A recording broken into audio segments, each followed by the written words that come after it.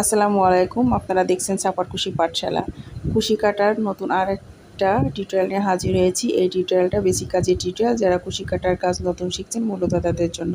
আমার চ্যানেলে কয়েকটা টিউটোরিয়াল আমি অলরেডি দিয়েছি, কুশি কাটার বেসিক কাজের টিউটোরিয়াল যারা নতুন শিখছেন। আর এই কাজটা শিখলে আপনারা কুশি কাটার বাচ্চাদের হেয়ার ব্যান্ড এবং নামাজি টুপি অথবা শীতের টুপির ডিজাইন করতে পারবেন। বিভিন্ন রকমের ডিজাইনের কাজ করতে পারবেন এই টিউটোরিয়ালটা দেখে। তো এই কাজটা করার জন্য আমি এখানে 9 তার সুতা নিয়েছি এবং হুক সাইজ নিয়েছি 12 নম্বর। আপনারা চাইলে আপনাদের পছন্দ মতো হুক এবং সুতা নিয়ে নিতে পারেন। তো আমি এখানে 9 তার দিয়েই শুরু করছি। তো প্রথমে আমি স্লিপ নোট করে নিব। স্লিপ নোট কীভাবে করতে হয় অবশ্যই জানেন, আর যদি না জেনে থাকেন তাহলে আমার চ্যানেলে সিরিয়াল বাই সিরিয়াল সবগুলো কাজের পর্ব দেওয়া আছে, বেসিক কাজের টিউটোরিয়াল যেগুলো। তো আমি এখানে চেন করে নিব। এখানে আমি 5টা চেন করে নিব। 5টা চেন করে এই কাজটা শুরু করব। তো দেখুন 5টা চেন করেছি আমি এখানে। 5টা চেন করে নিয়ে আমি এক্সট্রা 3টা চেন করে নিব। 1 2 3 এক্সট্রা আমি 3টা চেন করলাম। এখন আমি 1 2 3 3টা চেন বাদ দিয়ে 4 নাম্বার চেনে আমি ডাবল কুশি করে নিলাম। এই যে দেখুন, এখন প্রত্যেকটা চেনের ভিতরে করে আমি একটা করে ডাবল কুশি দিয়ে দিব। বাদ বাকি চেনগুলোর ভিতরে একটা করে ডাবল কুশি দিয়ে দিব। আর এই কাজ যারা শিখতে চান, কুশি কাটার কাজ, আমার চ্যানেলে অনেকগুলো টিউটোরিয়াল আছে, সেগুলো দেখতে পারেন, দেখে শিখে নিতে পারেন। তো এটা একটা ডিজাইন, এই ডিজাইনটাও যারা নতুন কাজ শিখছেন তাদের জন্য বেশ উপকারী। তো প্রথম শাড়িটা হয়ে গেল, অর্থাৎ প্রথম রাউন্ডের কাজটা আমি করে নিলাম। এখন হচ্ছে দ্বিতীয় রাউন্ডের কাজ করব। তো কাজটাকে এভাবে ঘুরিয়ে নেবেন। নেওয়ার পরে আমি এখানে চেন করে নিব। 1 2 3 এখানে 3টা চেন সমান একটা ডাবল কুশি গণনা করা হবে। তো এই কাজটা একটু দেখুন আমি কিভাবে করেছি।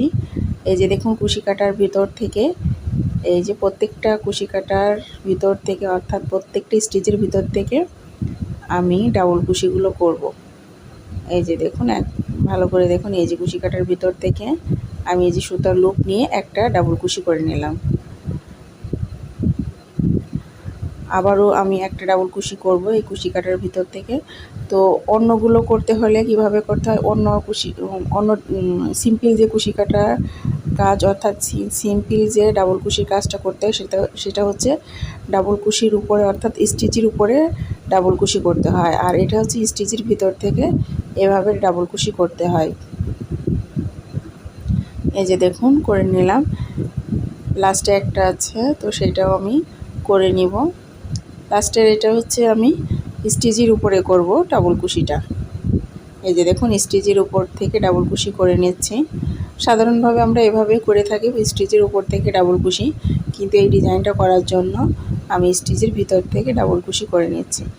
তো কাজটাকে আমি আবার ঘুরিয়ে নিলাম, নিয়ে আবার এখানে 3টা চেন করে নিব। এই যে 3টা চেন সমান একটা ডাবল কুশি গণনা করা হয়। আবারও দেখুন, কুশি কাটার ভিতর থেকে ডাবল কুশির ভিতর থেকে আমি এই ডাবল কুশিটা করে নিচ্ছি। আবারও এই ডাবল কুশির ভিতর থেকে, অর্থাৎ এই স্টিচের ভিতর থেকে আবারও ডাবল কুশি করে নেব। প্রত্যেকটা স্টিচের ভিতর থেকে ডাবল কুশিগুলো করে নিতে হয় এই ডিজাইনটা করতে হলে। তো আশা করি বুঝতে পারছেন যে কিভাবে করতে হবে। এভাবে করে কিন্তু বাচ্চাদের হেয়ার ব্যান্ডও করতে পারেন। তো আমি এই ডিজাইনটা করে বাচ্চাদের একটা হেয়ার ব্যান্ড তৈরি করব। তো যারা নতুন কাজ শিখছেন তাদের জন্য আমি এই ভিডিওটা আলাদা করে দিয়েছি যাতে আপনারা বুঝতে পারেন এবং বুঝতে আপনাদের অনেকটা সহজ হয়। এই যে দেখুন, এই রাউন্ডের কাজ হয়ে গিয়েছে। এখন নেক্সট রাউন্ডের কাজ করব। তো আবারও 3টা চেন করে নিব। 3টা চেন সমান একটা ডাবল কুশি গণনা করা হয়। এবারও আমি ডাবল কুশিটা করে নিব স্টিচের ভিতর থেকে। তো এই প্যাটার্নটা ফলো করে, অর্থাৎ এই ডিজাইনটা ফলো করে আমি যতটা এই ডিজাইনটা বড় করব না কেন, ঠিক একই প্রসেসে আমি এই কাজটা করব। সেম প্রসেসে সেম নিয়ম ফলো করে আমি অনেকটা ডাবল কুশি করে নিব।